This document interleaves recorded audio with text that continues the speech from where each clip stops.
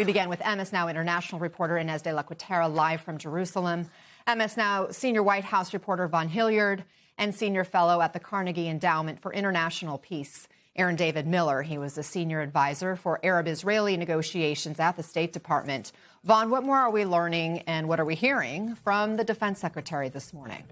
Right. Pete Hegseth is actually speaking in Doral, Florida right now at a Southcom conference focused on narco-terrorism and counter-narcotics operations, meeting with several from the Caribbean, defense ministers and other officials from the region here. I think it is notable that just in the last few minutes, as I was listening to Pete Hegseth talk, he began talking about the wisdom of the Monroe Doctrine and that past leaders here in the United States and individuals with foreign policy credentials had long pushed the idea that the Western Hemisphere should all be ignored and that infatuation with theaters across the waters had become the focus of United States leaders at the peril of closer borders here in the Western Hemisphere. It's hard not to listen to those words while looking at what we are watching unfolding through the U.S. and Israeli airstrikes that are ongoing. Of course, this comes at a time in which the defense secretary had suggested that this could potentially go up to 8 weeks now here. There is no specific timeline. There is no chain of leadership that has been articulated by the president of the United States or other U.S. officials in terms of how they see the Iranian government leadership being propped up here at this point in time. We know that these strikes continue to move forward as Iran continues its own retaliation here. So again, here almost 1 week in now, you are seeing continued questions here for the Pentagon. We are expecting a press conference later today at 4:30 p.m. Eastern with Pete Hegseth, where hopefully some of those questions will be directed his way. And as Iran launched a new wave of counterattacks this morning, as it continues to get pummeled by the U.S. and Israel, what's the latest this hour? The back and forth very much continuing. Israel continuing to pound Iran and Lebanon. Iran hitting right back. Fresh explosions reported in Qatar and Bahrain. New concerns this morning about other countries potentially being dragged into the war, with France and the UK sending new military assets to the region. Jets, in the case of France, a nuclear aircraft carrier as well. Concerns, obviously, that over the fact that Turkey intercepted a missile just yesterday, and now Azerbaijan reporting it was targeted as well. Here in Israel, sirens continuing to go off throughout the day. We've had at least 3 sirens so far here in Jerusalem. I will say, though, Israeli officials are beginning to lift restrictions a little bit, so people have been told they can return to work, for example, if their workplace has a shelter. Schools remain closed, but the Israeli government has also begun operating repatriation flights. So these are flights for Israelis who were stranded abroad when the war first broke out. They are now being brought home back to Israel. As of now, though, there are no flights leaving Israel with people on board. The airport remains closed. So we are beginning to see evacuees arriving back to their home countries after being stranded in the Middle East. And you already touched a little bit on this, but more broadly, what more can you tell us about the administration's efforts to help people in the region still stranded? Yes, we did learn from the State Department that the first flight evacuating Americans from the region left overnight. We didn't get a whole lot of details in terms of where the flight left from, where it was headed. We understand that is due to security concerns. This comes, of course, as the administration has faced criticism for not doing more to get Americans out, for not having a plan in place when this war first broke out.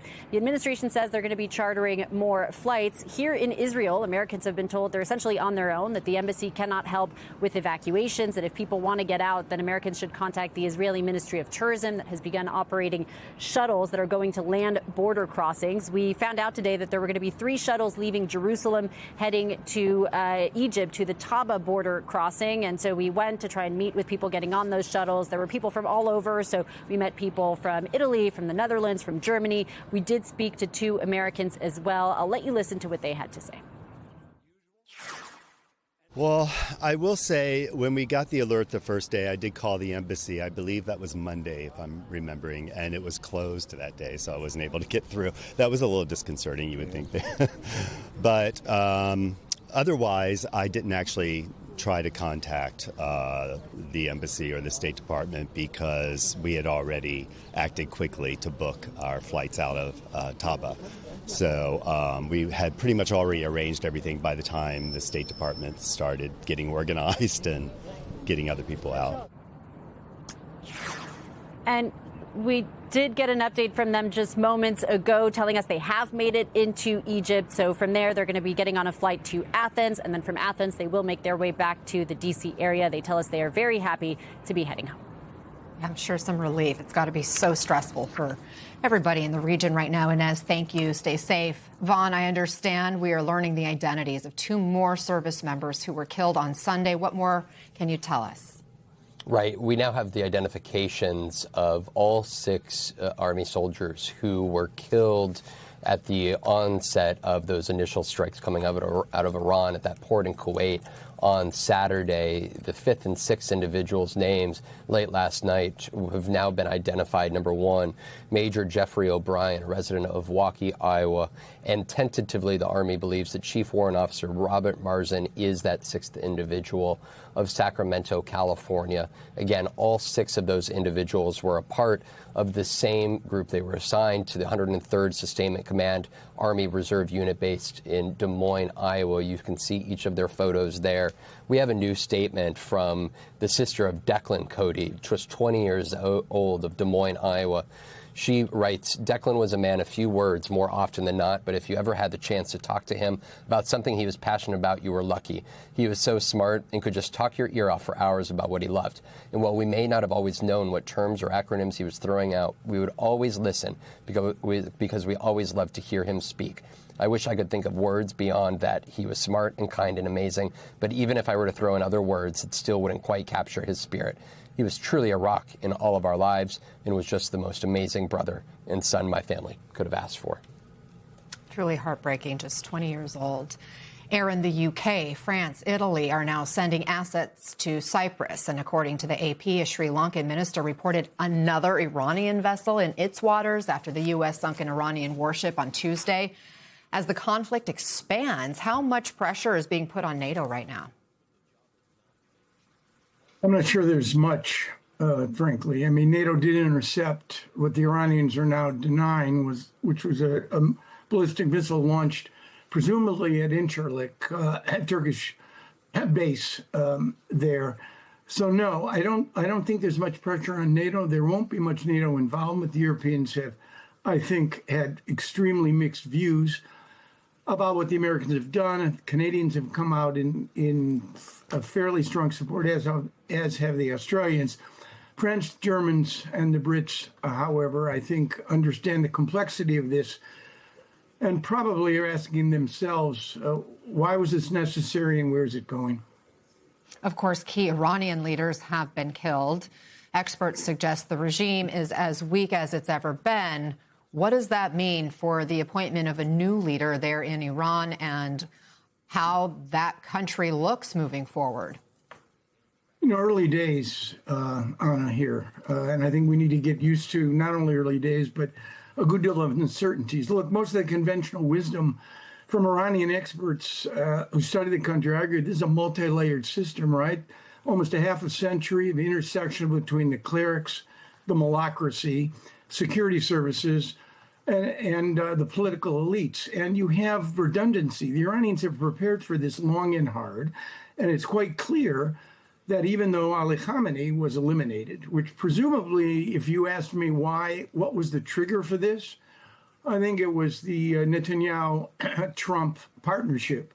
That, in fact, Donald Trump had an opportunity to do something that he believed was quite historic, which is that Saturday to eliminate Ali Khamenei, the supreme leader, and then set into motion, obviously, what I think would have been American military strikes, even if the Israelis had not presented that opportunity to the U.S.